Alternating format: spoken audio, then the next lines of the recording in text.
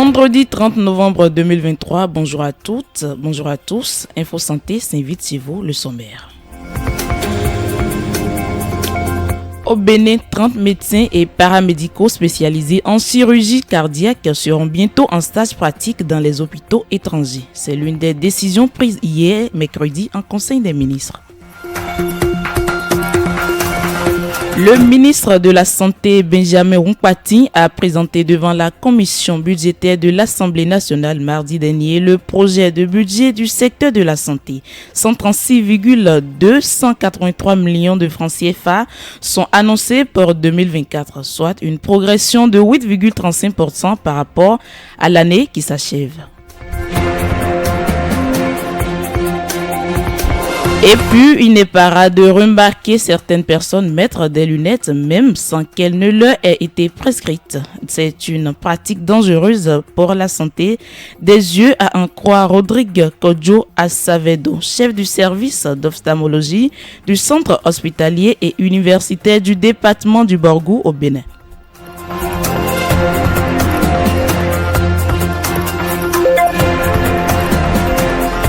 Voilà pour les titres, merci de nous choisir.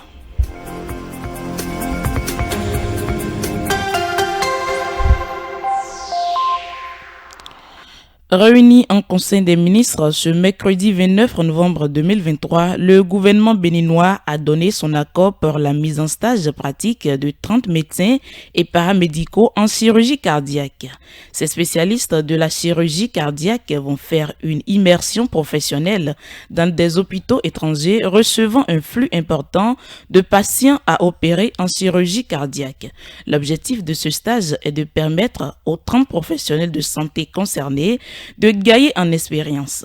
Il vise aussi et surtout à mettre des ressources humaines qualifiées à la disposition du pôle de chirurgie cardiovasculaire thoracique du centre hospitalier international de Calavi en construction. Wilfried Léandre-Ngbedi, porte-parole du gouvernement du Bénin.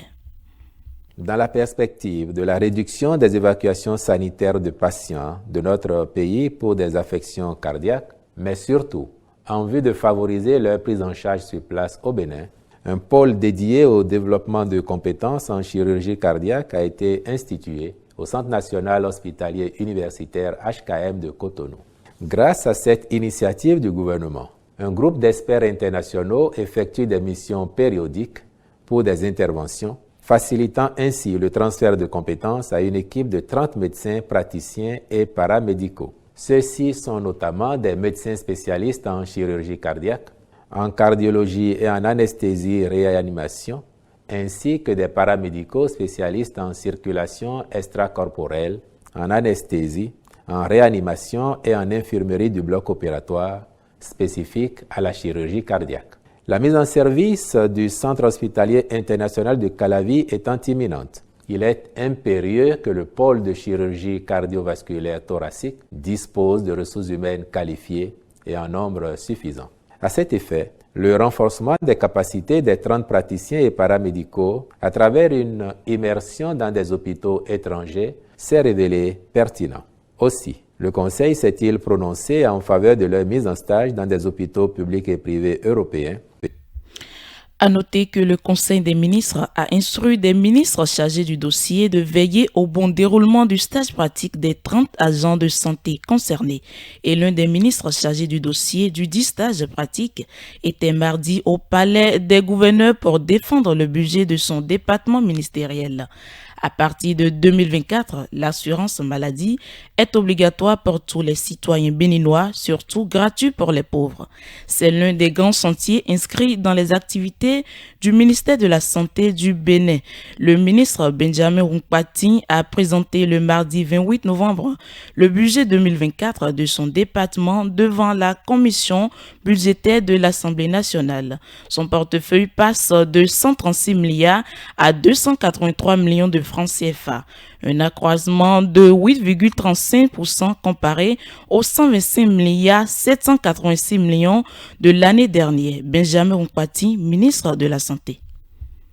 Nous allons avoir en 2024 l'approfondissement de certains programmes qui ont déjà commencé en 2023. Il s'agit en l'occurrence de la formation de médecins spécialistes dans différents domaines, qui est près plus de 100 médecins spécialistes qui sont formés dans différents domaines.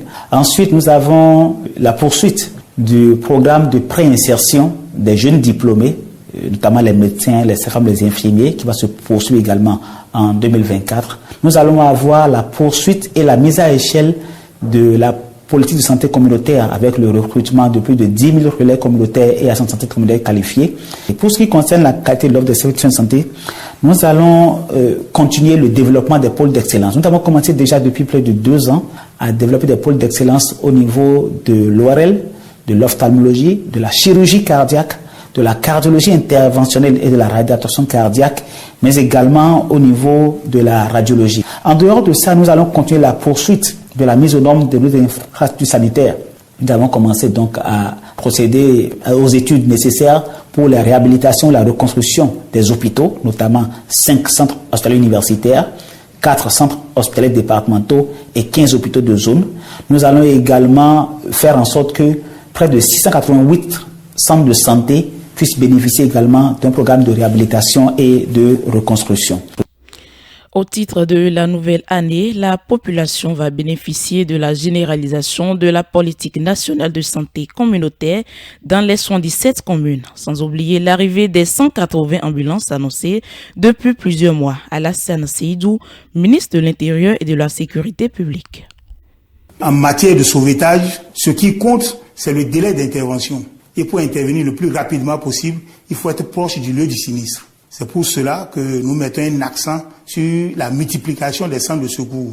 Il y a aussi l'acquisition des camions d'incendie, des ambulances. Vous savez que les sapeurs-pompiers interviennent beaucoup en ce qui concerne l'évacuation des malades, les accidentés de la voie publique et autres. Il y a des ambulances, il y aura aussi beaucoup de pick-up qui seront achetés pour permettre une grande mobilité de ces agents.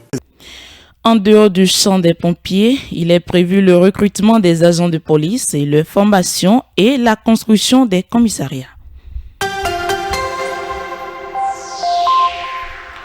Je vous en disais un mot dans les titres, mesdames et messieurs. Le port de lunettes, que ce soit pour améliorer la vision ou pour un effet de mode, il doit être strictement prescrit par un spécialiste ophtalmologiste. Certaines personnes, pour un luxe ou parfois à cause de la poussière ou même des insectes, brûlent l'étape de passer par une consultation avant de prendre l'initiative de porter les lunettes. Cette habitude n'est pas sans conséquence chez les personnes qui s'adonnent à cette pratique. À partir de quel moment peut-on porter des verres? Le professeur Rodrigue Kodjo Asavedo, chef du service d'ophtalmologie du centre hospitalier et universitaire du département du Borgou au Bénin, explique.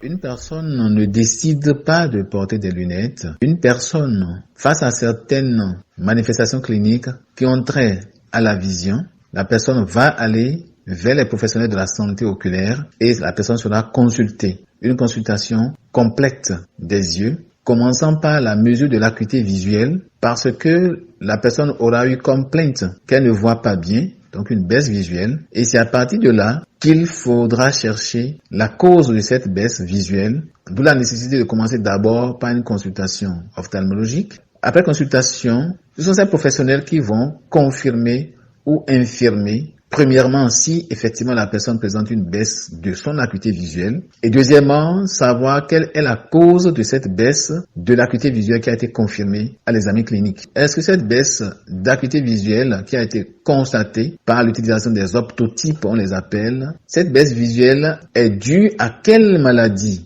Est-ce que c'est dû à des maladies que nous appelons des vices de réfraction? Si c'est le cas, il y a des tests pour nous orienter. Et lorsque nous faisons ces tests et que cela est en faveur d'un vice de réfraction, c'est en ce moment alors qu'il y a lieu de prescrire les lunettes qu'il faut à l'individu.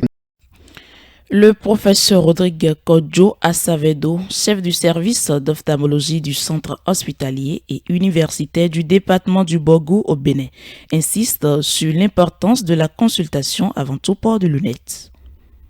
Lorsque la personne porte des lunettes sans aucune prescription médicale, elle-même se rend compte rapidement qu'en portant ces lunettes, la première des choses est que la netteté recherchée en allant solliciter ou en allant acheter ces lunettes n'est pas obtenue. La vision n'est pas claire pour autant. La vision va d'abord s'assombrir quand la personne porte ces lunettes-là en question. Donc la personne va constater que malgré le port de ces lunettes, elle ne voit pas clair. Elle est dans un brouillard, etc. Ensuite, la personne peut commencer à ressentir des maux de tête et c'est un peu ce que nous déplorons lorsque certaines institutions pensant aider nos populations mettent à disposition soit des lunettes qui ont été récupérées ou des lunettes données comme ça sans que le patient ait été consulté préalablement. L'ordonnance de lunettes qu'on va remettre au patient tient compte de nombreux facteurs anthropologiques et également de certaines valeurs biologiques qui sont propres à l'individu, de certaines considérations anatomiques qui sont en rapport à la configuration de l'œil du patient. Tous ces éléments entrent en ligne de compte dans la prescription de lunettes à une personne qui en a besoin.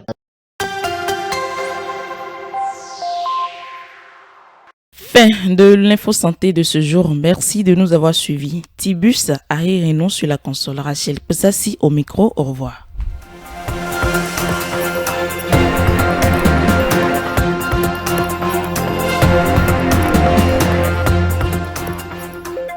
Ou écoutez Radio Afrique Santé. C'est simple, nous sommes partout sur le net à l'adresse www.radioafriquesanté.com et sur nos applications gratuites à télécharger dans Google Play et Apple Store.